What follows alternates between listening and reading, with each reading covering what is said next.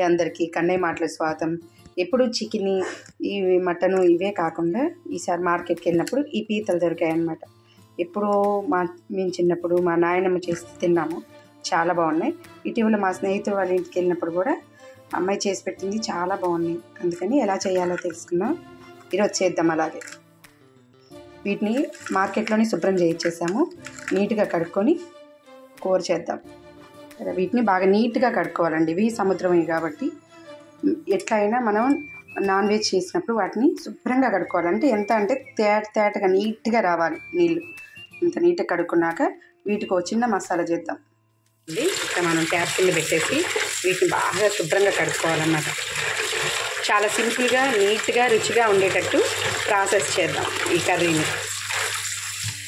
3 onions తీసుకొని ఇట్లా వీటిని ముక్కలు చేసి మనం మిక్సీ గిన్నె ఇంకా ఏమేమి వేయాలో చూపిస్తాను.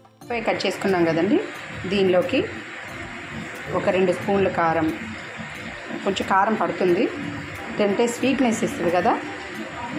తర్వాత దీనికి తగ్గ ఉప్పు, పసుపు, జీలకర్ర,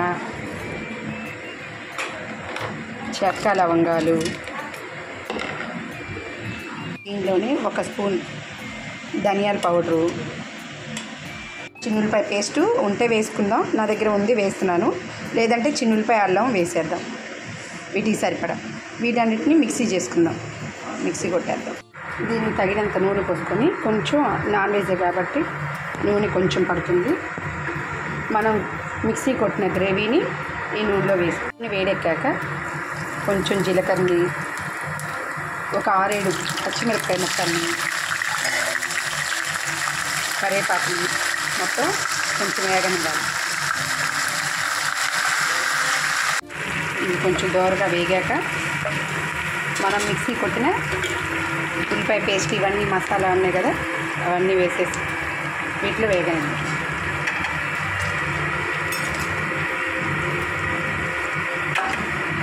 దీన్ని తొలుపుకున్న నీళ్ళు, మిక్సీ తొలుపుకున్న నీళ్ళు, ఇవన్నీ కలిపి వేగనివ్వాలి.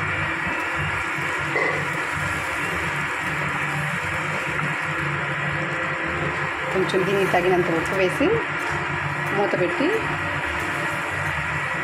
ఈ ఉల్లిపాయ పేస్ట్ని వేగనిద్దాం. మధ్యలో ఈ ఉల్లిపాయ పేస్ట్ని మనం తిప్పుకుంటూ చూసుకోవాలి. ఇప్పుడు చూసారా, బాగా ఉల్లిపాయ కూడా వేగిపోయినట్టుంది.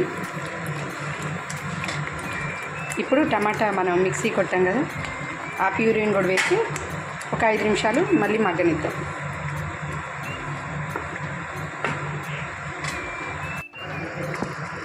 టమాటా గ్రేవీ ఇవి కూడా బాగా ఉడికిపోయినాయి. ఇప్పుడు మనం కడుక్కున్న ఈ పీతల్ని నీట్గా వేసేసుకోవాలి. చాలా సింపుల్గా రుచిగా అయిపోయే విధానాన్ని చూపిస్తున్నానండి. చాలా టేస్ట్గా ఉంటుంది కూర.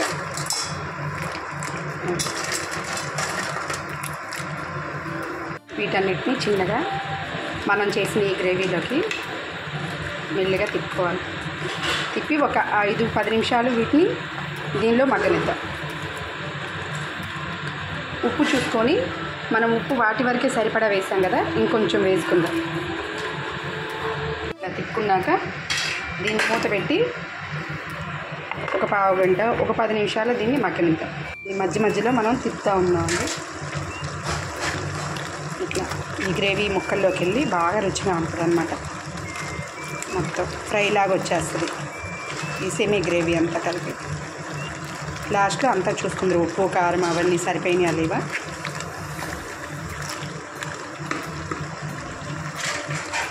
మధ్యలో తిప్పుకుంటూ ఉండాలి. ఈ పీతల్లో ఉన్న వాటర్ కూడా వస్తాయి బయటికి, వాటితో వీటితో బాగా మగ్గిపోతాయి. మీడియం మంట మీద చేసుకుందాం ఒక పావు గంట. ఒకసారి చూద్దామండి. ఇగో చూసారా, నీళ్ళన్నీ ఇంకిపోయినాయి శుభ్రంగా, బాగా మసాలా అంతా ఈ ముక్కలకు పట్టేసాయి ఈ పీతలకి. ఒక్కసారి దీన్ని ఉప్పు కారం చూసుకొని మనం కొత్తిమీర వేసేసి దించేయడమే. ఎంతో రుచికరమైన పీతల కూర, పీతల వేపుడు రెడీ.